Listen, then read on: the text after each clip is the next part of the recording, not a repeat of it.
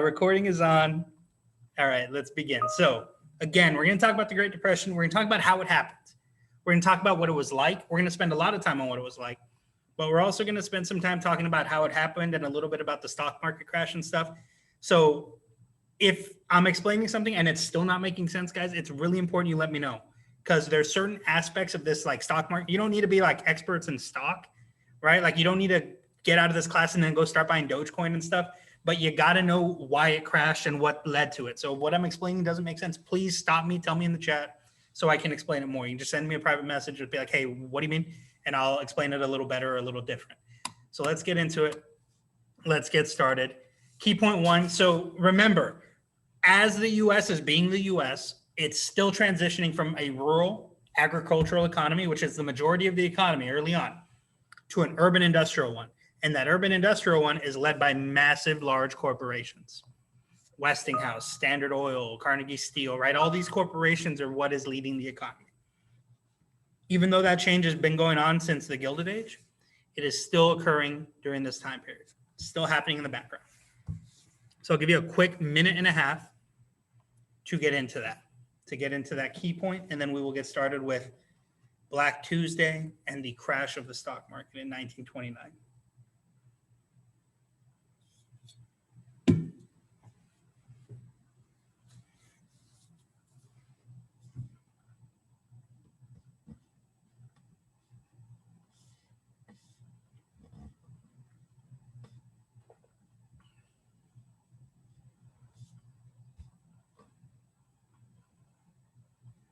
About 30 seconds, and then we're going to move on. So throughout these, since there's so much info, and since this is the shortest class as far as time goes, I believe, if you need extra time on the notes, please just grab a screenshot, because we're going to be moving through. I'm going to try to move through quickly so that way we can have time to finish out the discussion. So 20 seconds, a little less than that now.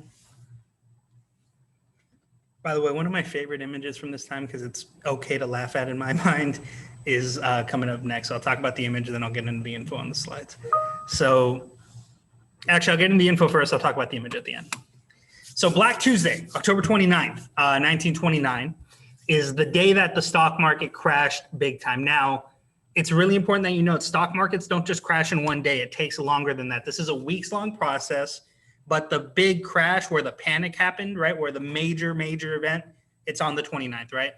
So if you remember from when I accidentally and hilariously ended my Zoom call, right? The economy is like a straight line on normal days. During a depression, it's going down but steadily. And a panic is when it just, right? So the way that the Great Depression will occur is the economy is going, there's a panic, and then it's just steady decline. Hopefully that makes sense. If it doesn't, again, let me know. But it's steadily declining lower after the big panic, right? And the big panic is known as Black Tuesday. There's a bunch of reasons why this is going on. During this time period, the reason that everybody isn't a farmer now, or that there's a huge population of farmers now in 2020, one, it's inefficient. Two, a bunch of them lose their farms, their jobs, and their livelihoods during the Great Depression. It is not an effective way of making money anymore, but even before it wasn't. This time specifically is really harsh on farmers. Farmers are going to feel this the most. That's why there's so many impoverished people in the Great Plains and in areas like that. So the reason for that, farmers had made too many goods. They overproduced and they were in debt. So you overproduce your goods, but you're also in debt because you owe money to everybody, like for your car, for your house, whatever it may be. So that overproduction, along with high tariffs, international tariffs, meant that people could not sell their goods, right? Because if you have too much of something, you can't sell it for a lot. So people are unable to pay their debts. And when I say people, I mean farmers. So farmers, which are a large portion of the population, are unable to pay their debt. To top that off, Herbert Hoover, who's the president, Republican, very laissez-faire, signed in the Hawley-Smooth tariff. This tariff crippled the United States' ability to sell excessive products overseas because they made it to where it was so expensive to sell goods overseas that if a farmer wanted to sell their goods overseas, it would cost them money instead of making them money. Farmers were in a bad place, but the stock market was as well due to something called buying on margin, speculation as known. So what people were doing is they would borrow money and then they would go into the stock market and they would buy stocks, kind of guessing, hoping everything would go fine. And for the most part, things were going fine for a long time, right? During the 20s, everything's roaring, everybody's excited, things are going really good. But your people are buying stocks on credit. And like for the most part, guys, like there's a debit card has money attached to it, right? But a credit card doesn't. A credit card is imaginary money. Some bank, some company says, you have this much money, right? But you have to pay credit cards back. So these people are buying stocks on credit. They're not like swiping their Amex, but they're buying stocks on credit with money they don't actually have, right? These guys don't have money in their bank account, but they're buying stocks on borrowed money. So what's going to happen is as the economy starts to turn, right, and as it starts to go down, people start to realize, oh, I'm losing money now and I don't have money to pay it, right? So that stock that was gaining me money is now worth nothing, and now it's actually costing me money, but I don't have the money to pay for it.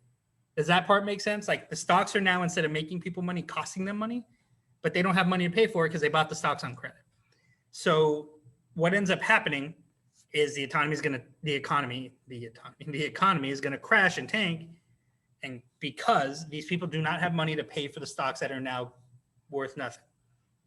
And so what you get is literally a wealthy person could walk into the stock market Tuesday and then lose everything and be broke right after because they don't have any money. It was all based on credit, and their credit collapsed when the stocks were worth a zero or less than that. So hence the image, one of my favorites, $100 for this fancy car, please, because I lost all my money in the stock market. $100 is not what a car normally costs. That is very low because that guy literally probably needs money to get home and eat that day because he's broke as a joke. So part of why this happens, farmers produce too many goods. Another big part of why it happens, people were borrowing money and speculating in the stock market, which is a big no-no now. That stuff's illegal, but back then it wasn't. So I'll give you a quick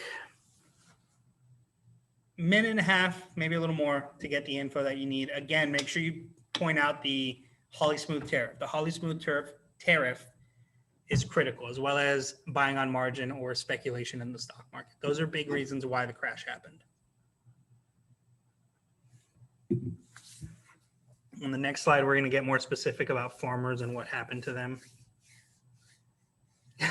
No, well, see, there's ways. So manipulating the stock market, not manipulating the stock market, using the stock market in certain ways can be illegal, right? The stock market's meant to be manipulated, right? Like that's what hedge funds are. It's betting on businesses to fail, that's why it's so interesting. If you guys know about the GameStop AMC thing, is that people did the opposite of that. Like the GameStop AMC thing is like a crash, but in reverse, because they took stocks that were worth very little and made them worth a lot, which is why like hedge fund people were losing money. You can do that to the stock market. What you're not allowed to do is buy stocks with money you don't have. What you're not allowed to do is tell somebody, hey, I'm going to do this to my company and it's going to make the stock worthless. Sell it now. And then bam, you do it, right? And that person makes money and everybody else loses. That stuff's illegal. That's the stuff that will become illegal after this crash. Does that make sense? Because prior to it, everybody was doing that stuff.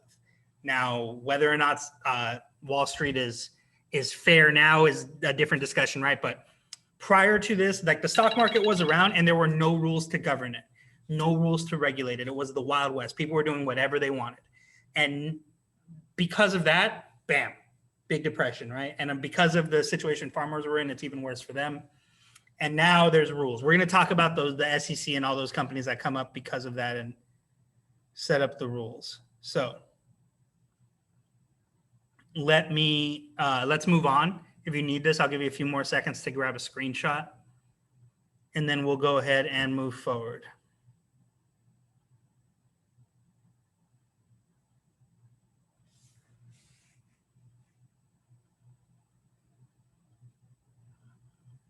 Okay, so life of a farmer. Let's talk about farmers. So during World War I, farmers were producing records amounts of crops and livestock. Like farmers were doing really well. They were making a lot because people wanted surplus food, right? But the war ends. And when the war ends, the prices of these farmed goods, right, and crops will drop. Like think financial panic, they just drop because there's so much of it. There's a big surplus of all these foodstuffs. And farmers are going to try to produce more so they can try to pay off their debts. And that's going to make things worse, right? Because now there's going to be an even bigger surplus. And so farmers can't pay their debts and they're producing way too much product. And they can't sell it overseas because that tariff is making it cost way too much for them to do so. So that, along with Wall Street speculation and that tariff, right, the government legislation, will lead to mass bankruptcies and loss of family farms. So if Farmer Fred here, somebody said this is like the Courage of the Cowardly Dog house, but like if Farmer Fred living in this house is bankrupt and loses his farm, what happens? Does he get to stay there? Does Farmer Fred get to stay on the farm if he goes bankrupt? Somebody in the chat tell me. It's pretty obvious, right? No, he loses it, right? He gets evicted. He has to leave. He has to go somewhere else. So people are getting evicted all across the Great Plains, all across the prairies, wherever there are masses of farmers, people are getting evicted off their farms. So that leads us to the Dust Bowl. That's a real image of a Dust Bowl situation.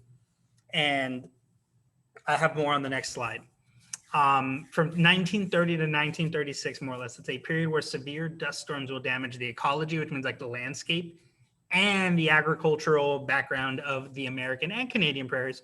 But we're not really going to talk about the Canadian ones. This is caused through severe drought and failure to apply dry land farming methods. So there's a severe drought going on, and on top of it, it's like a windstorm.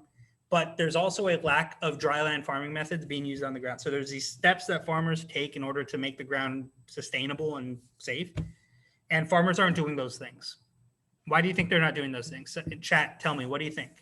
Take a guess. Why aren't farmers applying their dry land methods? These are methods that have been around since the Mormons and the Mormon Trail. So they know how to do it. Why aren't they doing it? What do you think? And take a wild guess, because this isn't something that you should know. If you know it, great, but what do you think? Tell me in the chat, like nuke that chat box. What do we think, guys? Why aren't farmers doing this? Why aren't farmers applying their methods? Because there's a step they can take, they're not taking it. Why aren't they taking it? Why aren't they tending to the land the way that they usually do or the way they have in the past? No money to apply the method. That's a really good one. What else? What else do we see? And if you have no idea, absolutely no idea, and you don't want to guess, then put no clue. But so that they can afford it, that's good. What else? No equipment? Okay, right. They had to maybe sell off their equipment. That's a really good one. Anything else? What else do we got? You can send it private or public. Don't matter to me. A few more seconds on this, then we're going to move on. So it's a twofold reason. One of the reasons is everybody's broke. So there's people doing less preparation on land. The second reason is everybody's getting evicted, which means Farmer Fred doesn't live there anymore. So Farmer Fred isn't there to do these methods. Does that make sense? So life of a farmer, very rough. Farmers take this the hardest, I would say. And part of why the U.S. has hit this hard is because a big chunk of the population are farmers. So this is what the Dust Bowl looked like. Again, giant dust storm. I want you to think like a small or medium scale, poor Farmer Joe. Yeah, Farmer Joe's dealing with it rough. Think like a medium to small scale hurricane, but instead of rain, it's dirt. That's what these are kind of like, guys, and it is not pleasant. If you guys have ever been in any type of like dirt storm, or you saw those kids, yeah, Farmer Joe's going to be in it rough. If you guys have ever been in like a sandstorm, like if you've ever been at the beach and it got too windy and everybody had to leave because it was uncomfortable, like the dirt gets in your eyes and on your face and everything, picture that, but worse, right? That's what these Dust Bowl storms were like. And it ravaged the landscape. It really did. It was really rough. Again, look, this is the car. I always like this one because of the car. You see the car all buried in dirt. Like it destroyed homes. Like you saw it on the other slide, right? This other slide had the whatever, this like schoolhouse or church, like, and it's about to get ruined. It was really devastating to the landscape, more so than normal. These are known as the Dust Bowls. Looks like Red Dead 1. This kind of does, right? This looks like tumbleweed, right? And that was probably a fairly functioning farm like an hour earlier before the storm hit. And all this stuff is getting buried in the sand, literally. And it's not sand, it's dirt. Again, it's a really devastating like effect. And it's a really unique effect because it doesn't really happen anymore because people are maintaining the land. But it was really, and also on top of that, again, there was a really bad drought, so everything was really dried up anyways. So, but again, one of the things I keep saying, right, I like about these eras now is that we got pictures of everything. So you'll see less and less art and more pictures. So key point 2, episodes of credit and market instability in the 20th century, specifically the Great Depression. will lead to calls for stronger financial regulatory systems. So for the first time, what you're going to get in the United States is people, massive amounts of people, calling for the government to regulate, calling for the government to do something. Hey, government, fix this. Government, this is your job. And honestly, it's a unique thing. It doesn't happen very often. So I'll give you a quick minute and a half, and then we're going to move on. I'm worried about time, so I'm going to try to move a little bit faster. Minute and a half to grab key point 2. Then we'll move forward.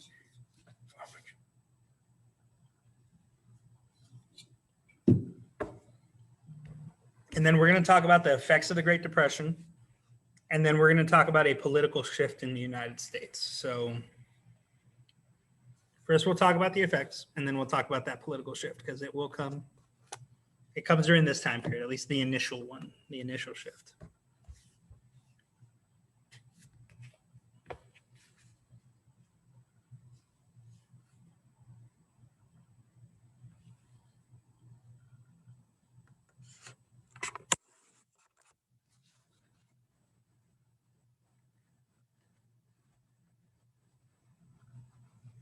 About 30 seconds, and then we're going to move forward.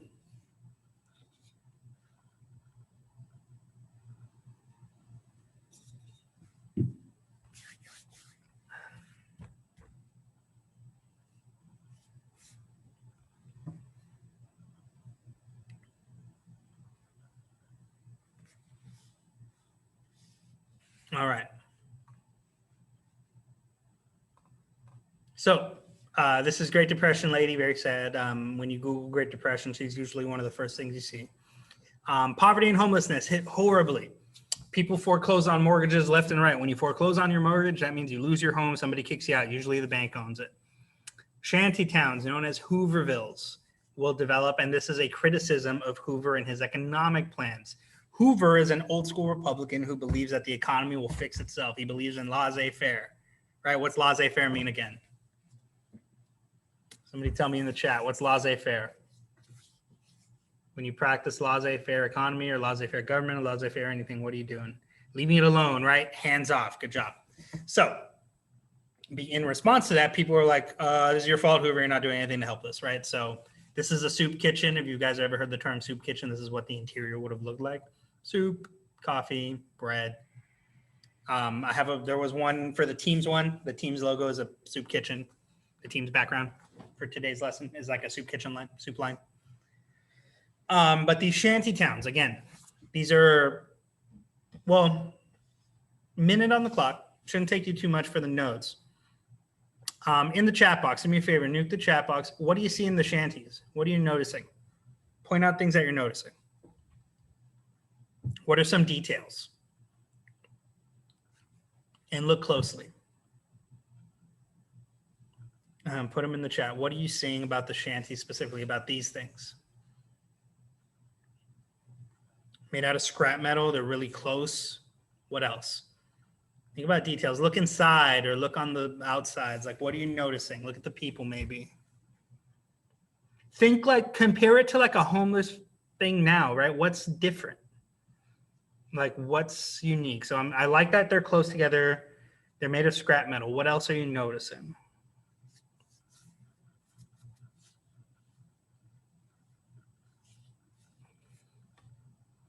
About 30 seconds. They have pictures. That's really good. We're going to get to that in a second. What else do you notice? Check out the inside of one of the other ones. It's almost what? People seem friendly, good, yeah. They like know each other, right? Maybe they're neighbors, like literally they treat them. They're not like, stay away from my, box of quarters, Frank. Like they seem friendly. What else? I don't know why I named one of them Frank either. Anything else?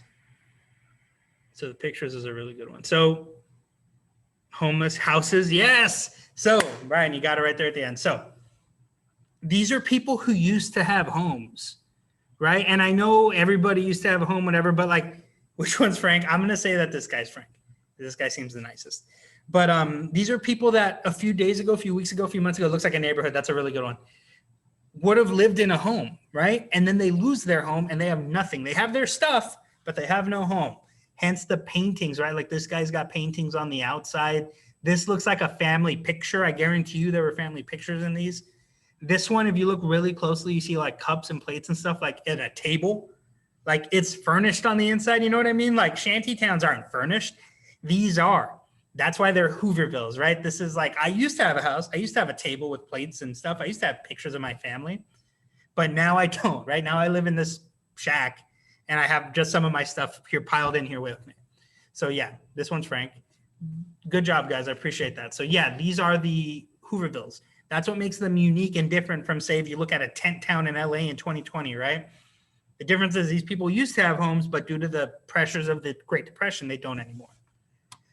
Here are some images of the Great Depression. These are all real images. They are not doctored. They are not fake. These are not pretend. Whether it's little kids asking for jobs for their parents in the street, or these guys that got jokes about Hoover, hard times are still out hoovering over us all. I get it, because President Hoover. Here's another image of a Hooverville, wider scale, bigger. You can see kind of the neighborhoody aspects to them. This guy just saying like, hey man, want a job, I'm willing to work, but I want it. This is the children for sale picture. The mom is so ashamed that she is hiding her face from the camera to not be seen. These are all real images. These are the desperate and the downtrodden. Roman, that's a good one. Was the vacuum company Hoover named after him because they both suck? No, they were not. That's a really good joke though. That's a hilarious. Like if this was 8 a.m. instead of last virtual class, I might have stole it. Real talk. Like that's a solid joke. I might still steal it for the in-person class, just so you know. That's a really good joke. But no, so that's not where Hoover comes from. I believe that was another guy named Hoover. But these are real images. Again, real downtrodden. So let me ask you guys a question. Woman selling her children. Clearly she's sad about it. Why is she selling her kids? Just like nuke the chat. Why would she sell her kids? She needs money. What else? What do you think? Why would she sell her kids? For money? Okay. Maybe for food? Okay. She can't feed them. She can't afford children. Those are good. What else? So if she can't feed them, she can't afford them their food.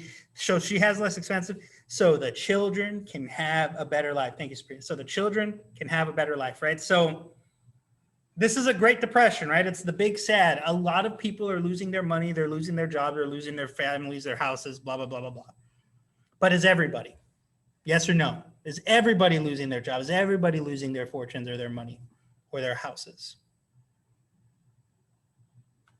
Yes or no? Is everybody losing everything? Because clearly this woman has. She's willing to sell her children. Is everybody else? Is the entire country losing everything? Did America just disappear and go away, or is it still around? It's obviously still around. So did everybody lose everything? Yes or no? I know it's a silly question, but I answer it. Not the rich people, no. Yeah, so no, not everybody lost everything. Some of the wealthy stayed really wealthy. Some of the wealthy maybe got less wealthy or got poor. So not everybody is losing money, but on top of that, there are certain jobs that are just depression proof, right? That are foolproof, that regardless of how the economy is doing, you still need to go to and see, right? Can anybody think of examples? Like what's a job that no matter how bad the economy is, everybody's still probably gonna need to go to or see or do every now and then? Doctors, right? Everybody needs a doctor. Hospitals. What else? Doctors, hospitals. What's something you just need? Like it's a necessity. It's a necessity of modern society. You got doctors, you got hospitals. Are there more? There's a few more, right? Teachers. I'll give you teachers. During this pandemic, for example, right? Like being a teacher, we still have jobs. Certain people don't, and it's really rough. Construction, no, because there's no money to build stuff. Fire department, police department, right? EMTs, like all of those public service jobs, right? A lot of federal jobs, they're still around and people didn't lose those jobs, right? So there are still some middle class people specifically that are doing fine. They're not doing as well as they used to, right? Maybe some doctors are like, you know what? Farmer Joe, you lost your farm, you have no money. I'll still help you for free, right? But maybe they're making less money, but they still have a job and they're still making some money, right? That same doctor that might treat Farmer Joe for free is going to charge wealthy Wallace double, right? Because he's like, why wouldn't you? But there are some people who kept their jobs. So there are some people who are doing fine. So I believe for this woman specifically, she's selling her children in order to try to give them a better life. Like, hey, come buy these kids because she wants them to be able to eat. Right. That may or may not have been the case for all of them. This happened a lot, not a lot, but this is a thing that happened multiple But this is a famous image. Like I know these kids, like I believe there was a story following up about these kids and where they were at and stuff, but I don't have that info and it's not really relevant to your stuff. So people are in a bad place, right? People are selling their kids. People are living in Hoovervilles. It is rough and rough and rough. And prior to this, right, from the days of Lincoln, if you were a minority, right, if you were a Black American or if you were somebody who was liberal, progressive, you voted for Republicans, right, because they were fairly liberal, progressive. But the current president's a Republican. His name's Herbert Hoover. He kind of sucks, like we talked about, right? He's not doing anything. He's sitting in his desk, drinking alcohol while Prohibition's still around, and he's not doing anything. He's very laissez-faire. So who comes in to fix that? A Democrat, a new young hotshot Democrat named Franklin D. Roosevelt. And Franklin D. Roosevelt will run on a platform, that is literally, I am going to fix the economy. This is the government's fault. The government's going to fix it. We will make the economy better. I will intervene and fix the economy. That's his platform. As you can probably guess from all the broke and homeless people around, it was a very successful platform. The government takes responsibility with his election comes a new era of like government role where the government takes the responsibility of people's social and economic welfare. It is up to the government to make sure people have a fair chance. People are going to be okay. You're not going to have Hoovervilles going around. People aren't going to be so desperate for money they're going to sell their children. So his platform, his policy, his plan is known as the New Deal. And you can very still clearly feel the effects of the New Deal today. There are a lot of factors in the New Deal that are still in effect right now, still around. Still affect your grandparents, your parents, you, me, still affect all sorts of people. So FDR's New Deal is a major, major shift in American politics. So I'll give you a quick minute for FDR and the New Deal, and then we will talk about key point 3 and move on to the end. I'm hoping we have time to finish this. My first class didn't finish, but they wanted to watch the video and not worry about it. Second class, we finished it, so we'll see if we finish here. So a quick minute and a half.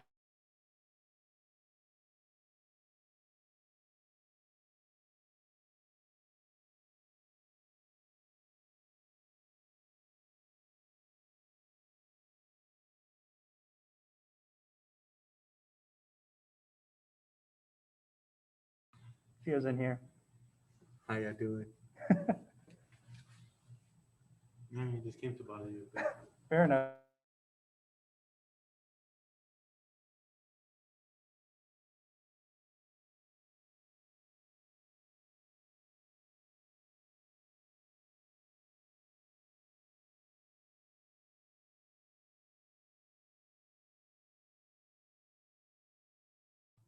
Around 30 seconds, guys. Then we're going to move on from FDR. Talk about key point 3, then we'll move on to the end.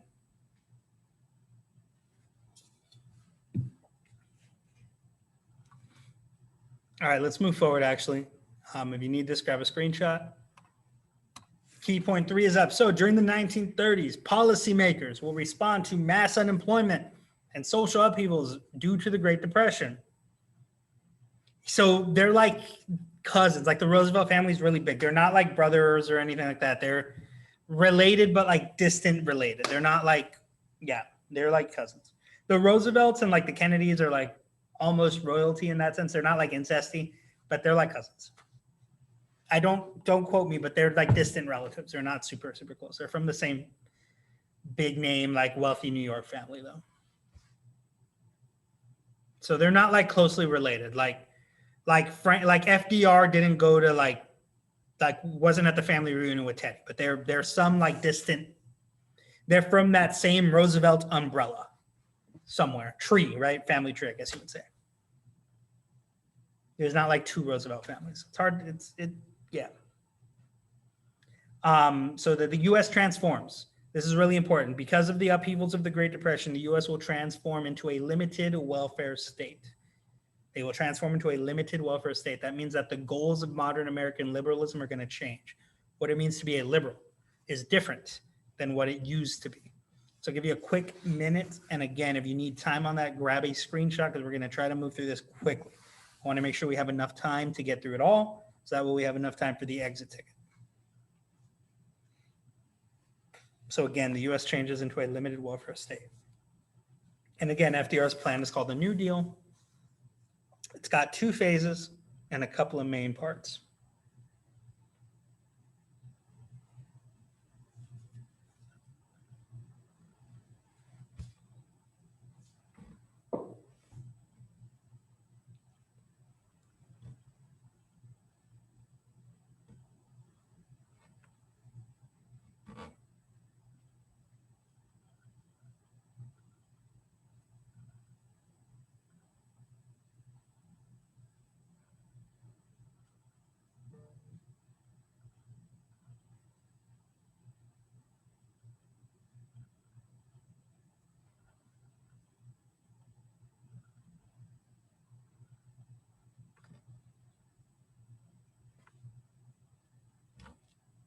All right, so let's go to move forward. So the New Deal, phase 1. FDR's New Deal was his banner plan, right? It's what he ran on. It's what he planned to do. It was designed to address something he called the 3 R's, right? Relief, help everybody, make everybody feel better, relieve the unemployed. Recovery, fix the economy, fix what's wrong with the work systems. And then 3, reform, fix everything, make sure nothing can go, this can't happen again. Reform the economy, make sure this can't happen again. So those are the 3 R's. Relief for the unemployment, how did he do it? Several ways. One was through works programs like the PWA, Public Work Administration, which employed Americans to work on federal infrastructure jobs like building roads or building, not really railroads anymore, but mainly like roads and highways. Highways aren't a thing yet either, but like building roads. To use building roads as an example. Public works projects, essentially, is what they would fix. The TVA was the Tennessee Valley Authority, which hired people to run electrical power plants. So like work in utilities jobs. And then the CCC, Civilian Conservation Corps, which had hired people to manage soil conservation and forestry projects. So actually working in like the national land forest systems that like Teddy Roosevelt would have put in place.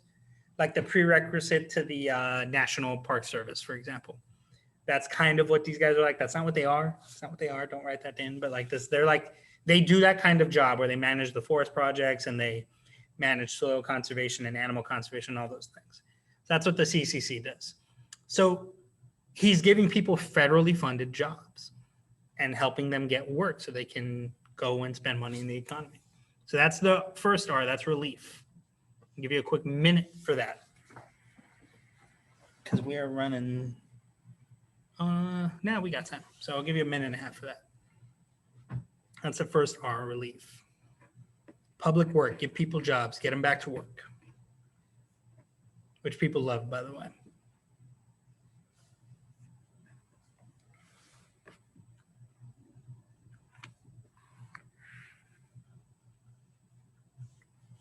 So most of what the New Deal is giving people jobs. Like I said, it's very little free. There's some free money there, but it's very little. It's a lot of like, here's a job, here's a free job. You know what I mean? It's interesting. It's a different aspect. The concept of what liberalism and what this means changes a lot.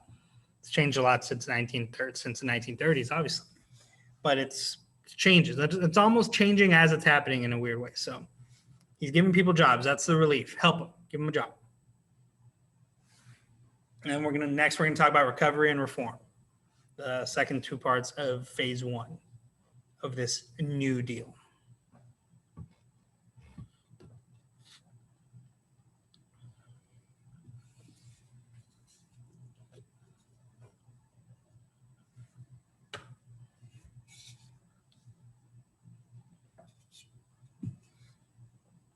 All right. If you need any time more, grab a screenshot because we're going to go ahead and move forward.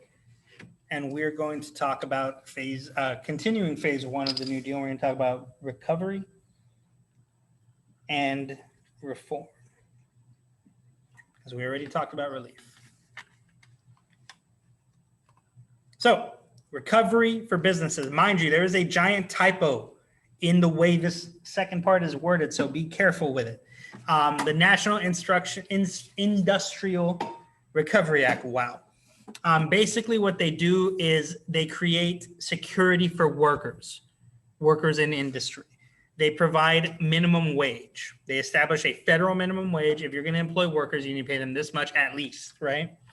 They also set working hours. I don't know why that says working outs.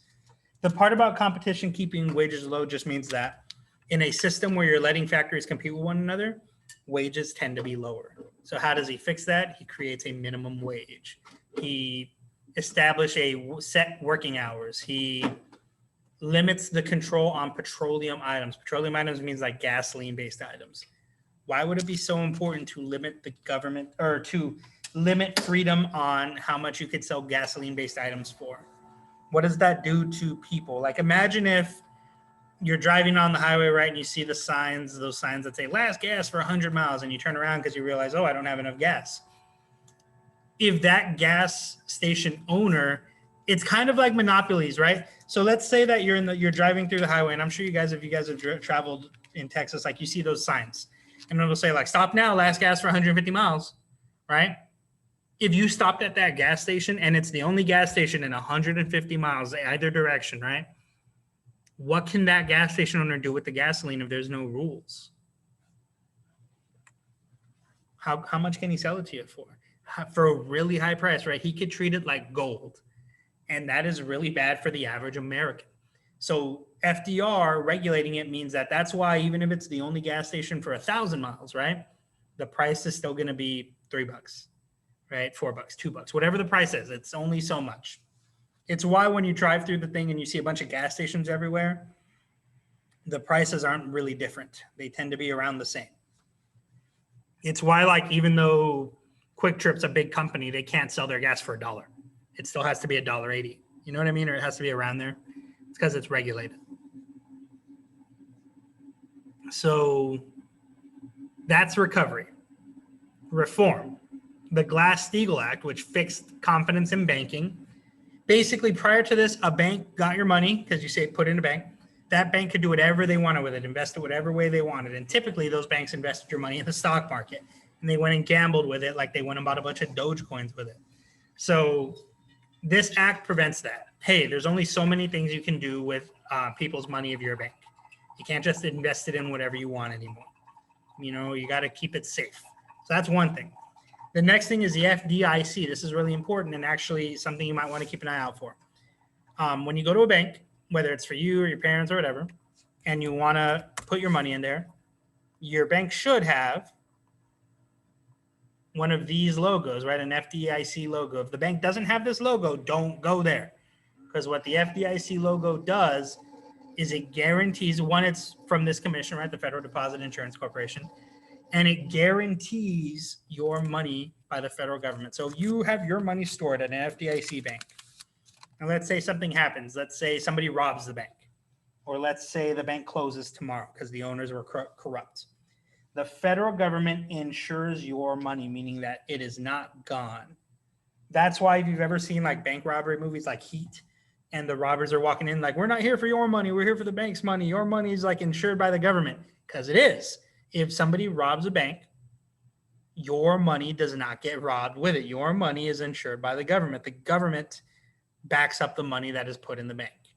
So that's what the FDIC does.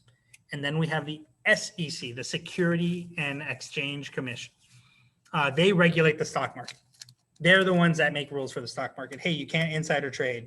Hey, you can't speculate. You can't buy with credit in the stock market. Does that make sense? That's what the SEC does. So that's another really important corporation. Hey, we got to make sure these stock market people don't crash the economy again. That'd be really nice. Okay. That's what the SEC is for. They're there to regulate that. Which is why, if you guys followed all the like memeage and stories about like the GameStop stuff, people were upset because according to the SEC, there was nothing wrong with those corporations. There's no reason why you shouldn't have been able to buy GameStop stock.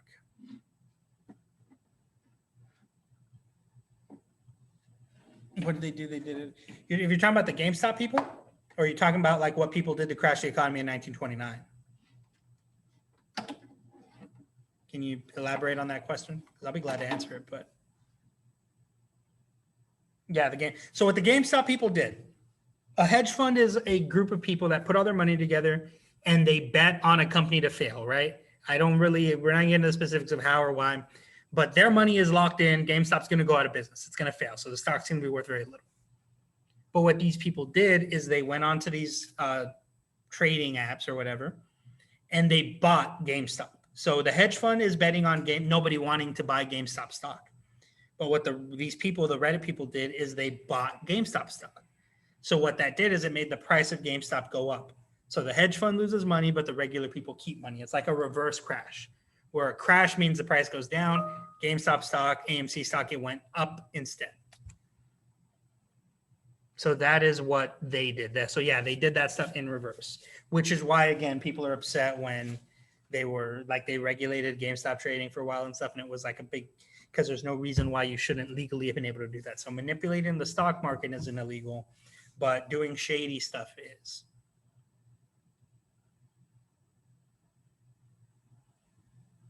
So I'll give you another quick minute and a half on New Deal phase 1, and then we're going to talk about phase 2 of the New Deal. And we're almost done.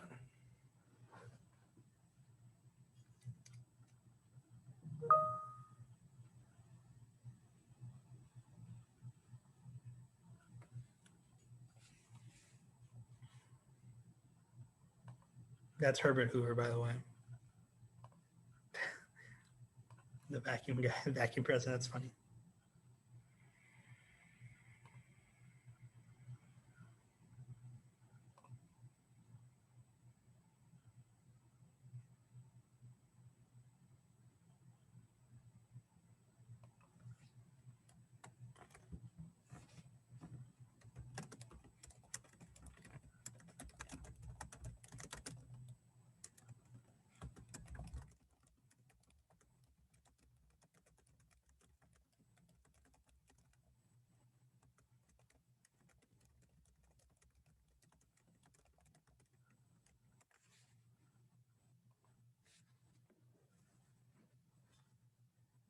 About 20 seconds, then we're going to move forward. We're going to talk about phase 2 of the New Deal, one of the biggest deals of the New Deal. Still around today, still in effect today, still very controversial today. And that, of course, is, we're going to move forward. Social Security. So the Social Security Act was passed in 1935. And it was a safety net of income for workers, right? The idea behind it is, hey, you work your whole life, the government takes a little bit of your money and holds onto it. We're going to hold on to it for you. And then we'll send it back to you. We'll start sending it back to you when you turn 65 and you can't work anymore. This is kind of a rigged system, and it was designed this way on purpose for a couple of reasons. One, it's supposed to make people feel good, right? Government has a little money, and the government gets to give you as the hard worker a little bit of money back, right? Everybody who works today pays into Social Security. But the reason it's a little bit rigged is because of the age, 65. In 1935, nobody lived to be 65. The standard of living, the life expectancy, I don't know it off the top of my head, but it's maybe 60, right? Or the life expectancy was like 65, not even, it was like 60 maybe. So very few people lived to 65 during that time period. So that meant that the government didn't have to pay a lot of that money back. Does that make sense? Like, it's not, the government's only paying so many people. It costs what it is. It's the thought that counts. Well, kind of, right? That was Roosevelt's logic. And Roosevelt's whole thing is like, hey, the whole point of it is designed to help people and be something, but you're supposed to have your own retirement, right? Like, nobody lives off of Social Security. It's not a lot. Like, it's designed to just help you out a little bit. Let me give you back a little bit of that money you paid into, right? But it's designed for, like, most people are supposed to die at 65 or before 65. They're not supposed to get it back. But as time went on, the life expectancy increased, right? Medicine got better. People got healthier for the most part.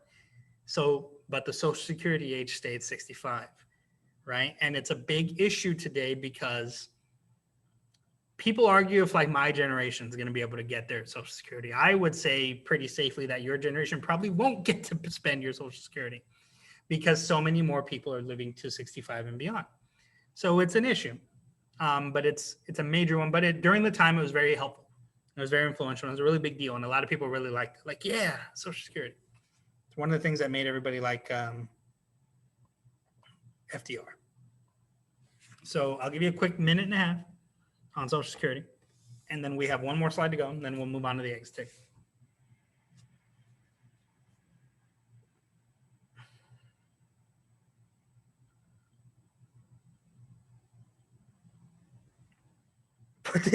It could be why grandmas give you lots of money on your birthday because they get Social Security. Could also be why like certain people get Social Security and then they have their own retirement, so they're getting like double. So it could be that. But it's a good plan in practice. It's designed to kind of be a little rigged. It's designed to kind of be like, hey, you shouldn't really get this, but people do. But there's arguments on both sides for it today, and it's an interesting issue.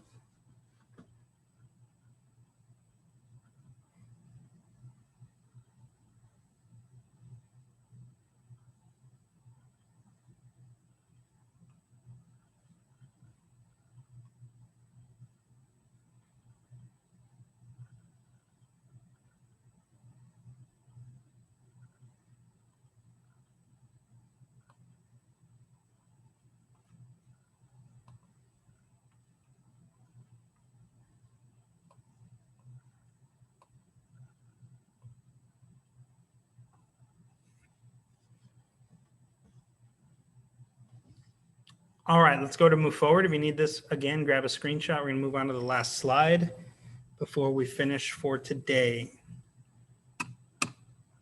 So Roosevelt's criticism. The New Deal is criticized by both liberals and conservatives. Liberals thought it was not liberal enough. Conservatives thought it was way too liberal, as you would guess. Hey, who knew?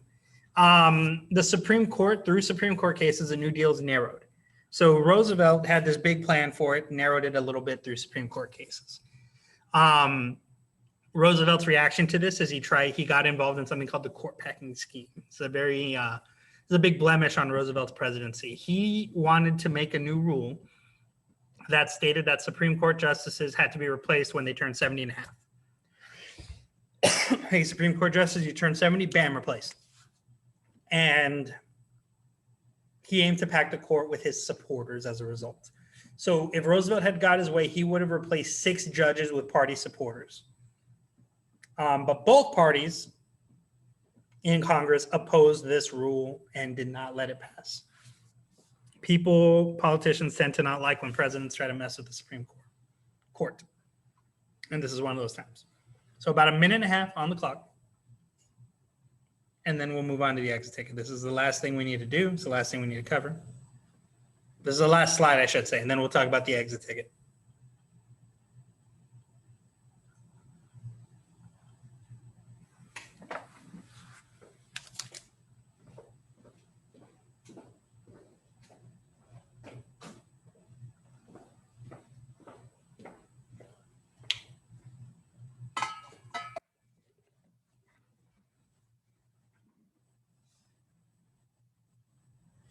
About 45 seconds.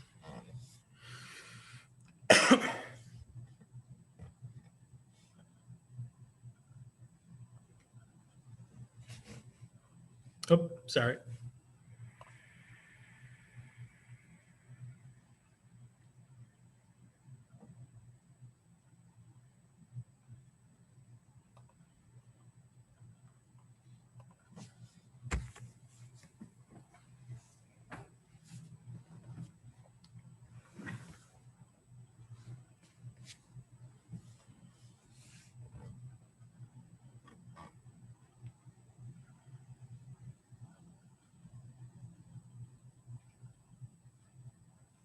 All right, so